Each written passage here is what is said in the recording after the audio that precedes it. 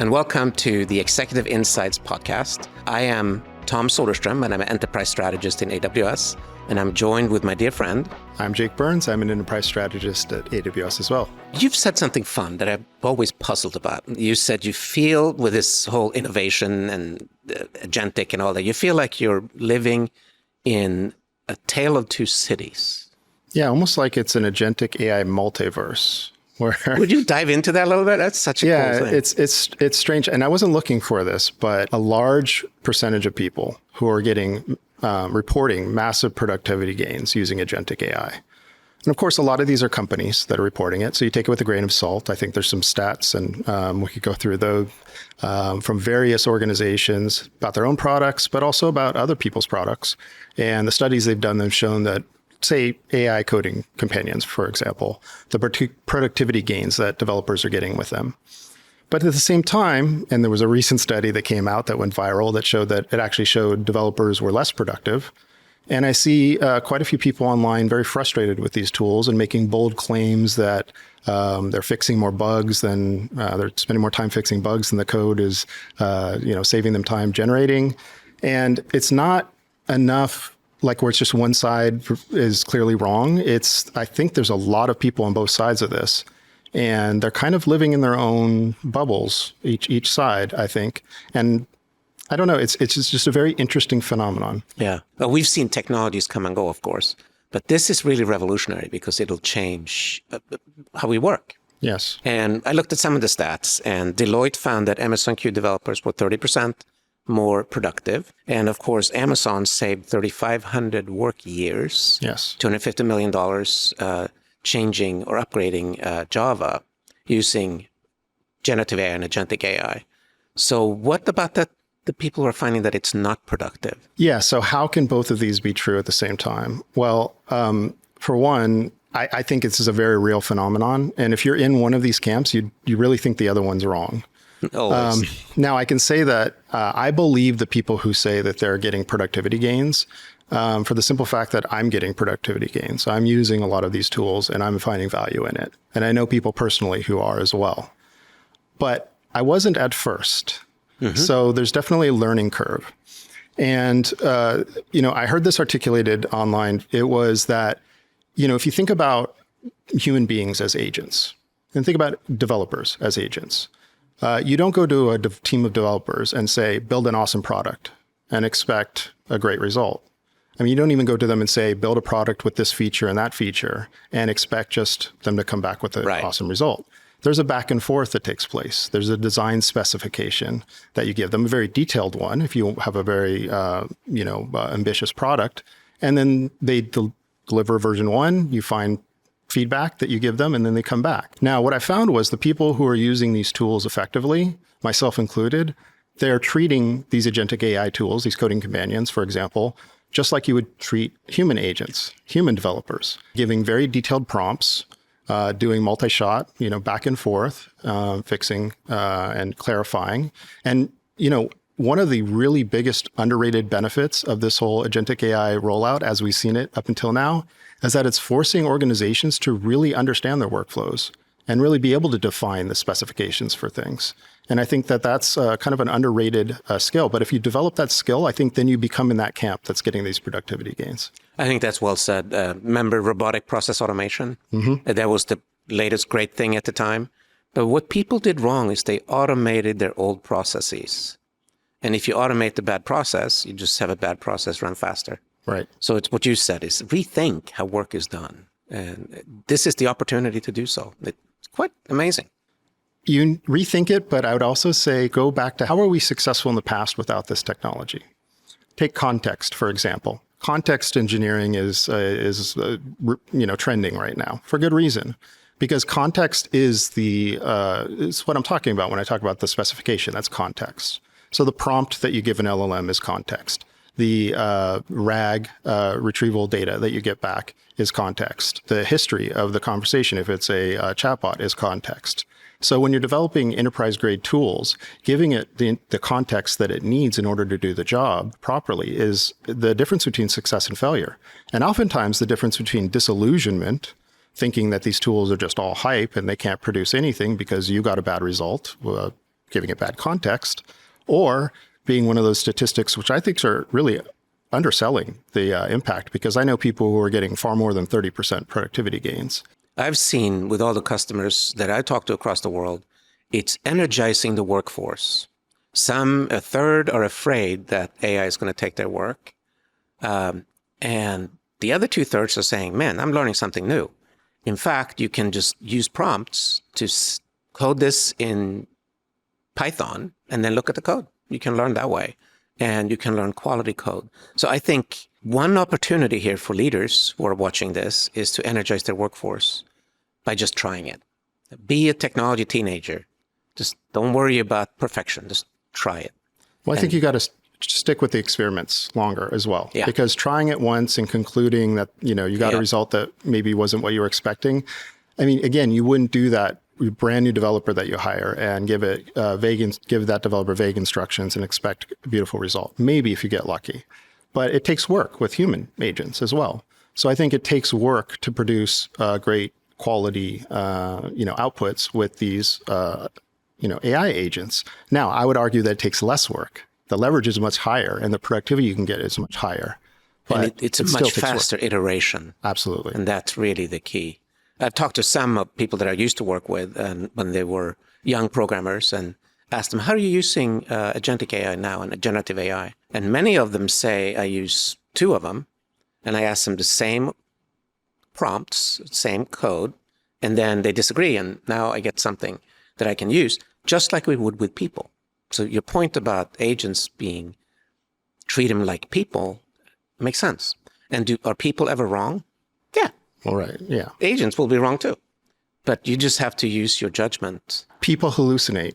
People misremember things, Yeah, right? Especially exactly. if you don't give them access to the knowledge they need in order to do the job they have, right? I think giving great instructions to like system prompts to these agentic AI systems, but also giving them access to the data they need, giving them guardrails.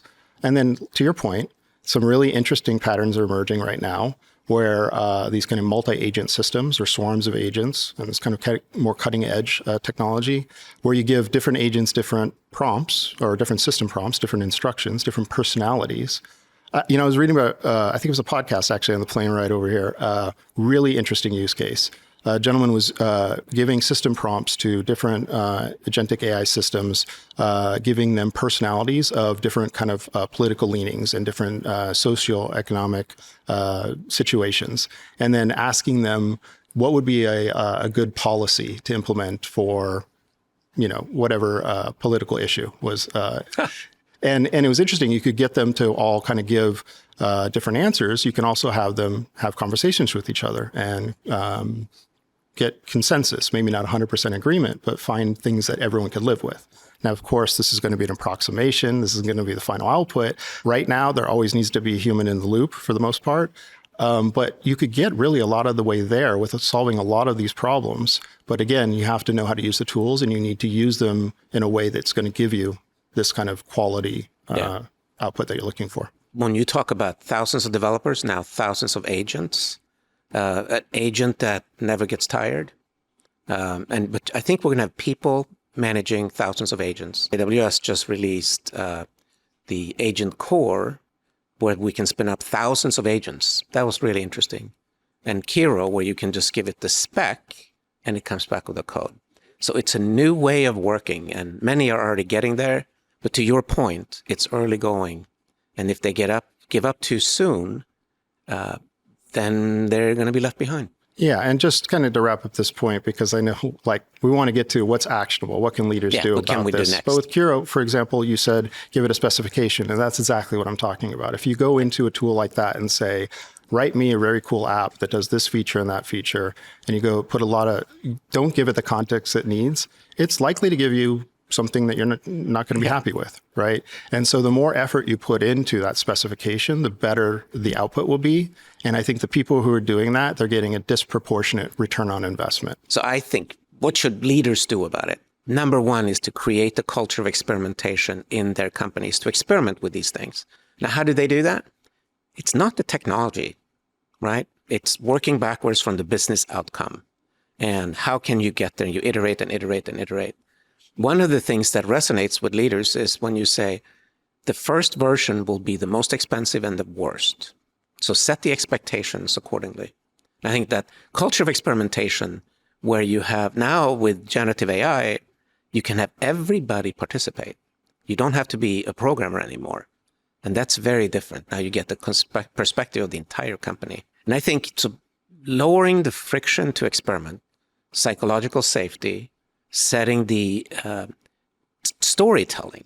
When you actually solve a business problem, tell the story fast and realize that it's imperfect. Your point in one of your recent talks was return on investment isn't always the best metric, right? So if return on investment is not the metric, what is the metric? So return on investment conjures up this idea of a business plan. And if you're going to run an experiment in 2 weeks, the business plan takes 4 weeks. That's kind of a waste of time because the experimentation is a way of prioritizing the things that actually had a business outcome. So what we did before and what I see customers do is to measure something else, measure return on attention. Now, what on earth is that? It's if you create this experiment and you get the attention of the end users, they said, this is good. And you get it from 2 different end user community. Now you're getting their attention. Now you go for the investment and you can measure it the way you normally do. We say, think big, start small, scale fast.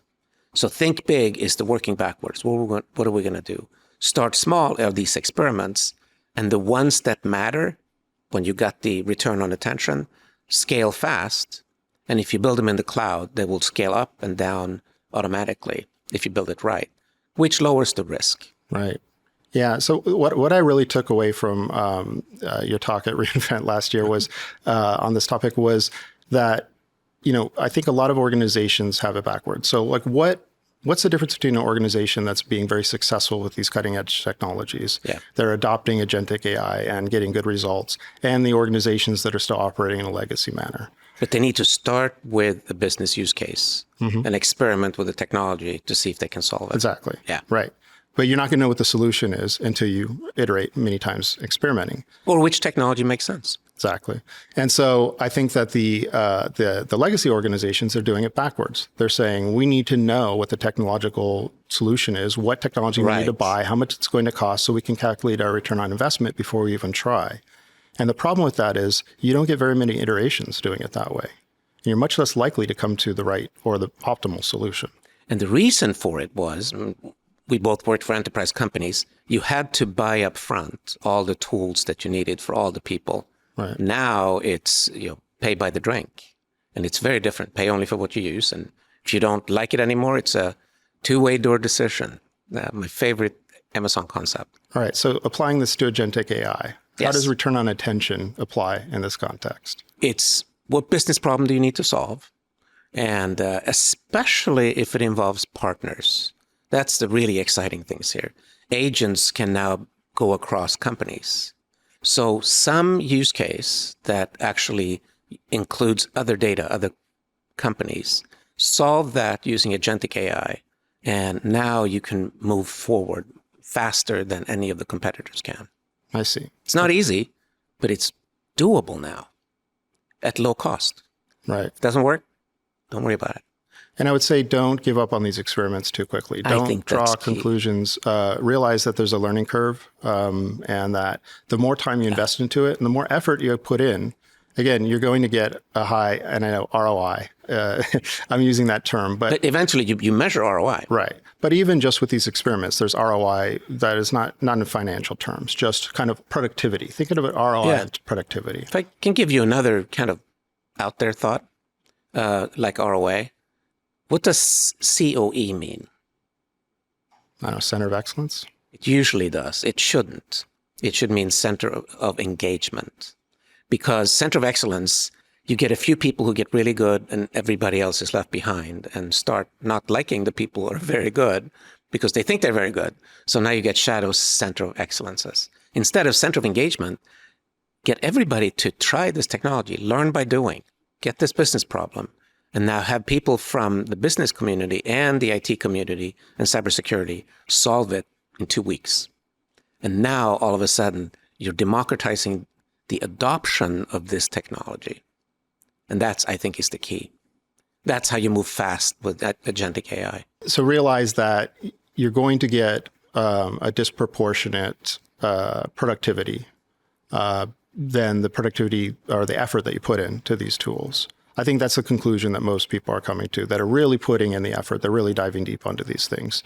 So there is a very big net positive, but it's also not a zero effort type of situation. Right. And I think that's ultimately going to determine which of these universes you live in. Are you going to live in the universe of disillusionment, of disappointment, of not really understanding these tools? And I think eventually everyone will come around and it will become kind of the new normal, but you'll be a little bit late. Or will you be in the early adopters phase and enjoy all the benefits of the productivity gains that you can get today with today's technology? And I think that's another lesson is when you try something new, don't start with the most important thing, because that has had years to be perfected. Start with something internal, something that saves time. If you could save 10% of time automated a manual process, it's across the whole company, everybody gets 10% back to innovate. And you don't lose your reputation or risk your reputation. So learn on the simple things and then apply to the big things. The companies that have done that have been very successful. Any other lessons that can put them in the right side of history? I would say when we think about how teenagers, when we have problems at home, teenagers will solve it because they don't worry about all the details. They solve the problem and then figure out what did we do? We need to become technology teenagers. So just like you're doing and I'm doing, experiment with Agentic AI, generative AI, hands-on, because you don't have to be a PhD IT person anymore. You can actually try it at home with AWS tools or other tools. The point is to try it, but start with a business case. Yeah, I agree. And it's interesting. I think that the trend is going towards the majority of people. I think in the United States, I think this trend was, I read a report, it was about 40% of people are using AI tools just in their personal lives, like come up with recipes and come up with stories for the children and things like that. That number will increase over time. And they're getting good at using these tools. And they're getting more productivity the more they use them and the more expertise they gain. And I think for the companies out there, jumping into this creates a competitive advantage because you can pivot very quickly. It's never been a better time to be in IT or be a business leader because you have all these tools at your disposal if you use them. If you use them. So which universe do you want to live in? Well, I'm already living in it. And I'm trying to take as many people along for the ride as possible. Good. Awesome. Well, thank you, Jake. It's always a pleasure. Indeed. Thanks, Tom.